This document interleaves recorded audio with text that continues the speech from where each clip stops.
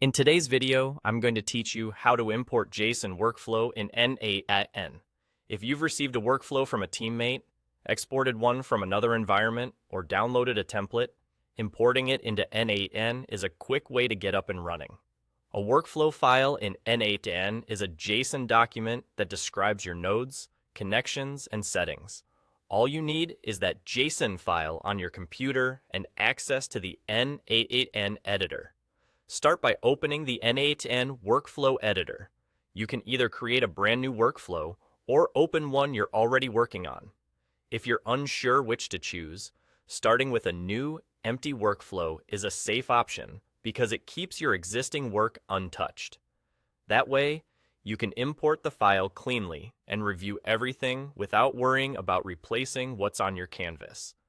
Once you're in the editor, look toward the top right corner of the screen. You'll see a small icon with 3 dots. This is the More Options menu for the workflow. Click it to open a short list of actions. These controls are where n8n hides some powerful features, including import and export. From that menu, choose Import from File. Your computer's file chooser will appear. Navigate to the JSON file you want to bring in, select it, and confirm. n8n will read the file and load the workflow into the editor. Give it a moment if the workflow is large. When it finishes, you'll see the nodes, triggers, and connections appear on your canvas, laid out just as they were saved. And that's it. The import is complete. A few quick tips to help you get the best results.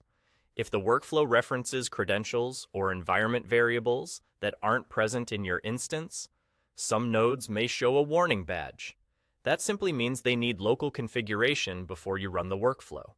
Also, if your imported workflow contains triggers, like webhooks or schedule triggers, remember that they won't start acting until the workflow is activated in your environment. The import itself doesn't execute anything. It just brings the structure in for you to inspect and use. If you're importing into an existing workflow, be mindful that you're bringing in a full design from a file. Using a new, blank workflow for the import can make it easier to compare or copy over pieces you need later. And if you keep multiple versions, naming your workflows clearly will help you find the right one at a glance. That's all there is to it. You open the editor, use the 3-dot menu, import from file, pick your JSON, and you're done. Thanks for watching, and enjoy building with n8n.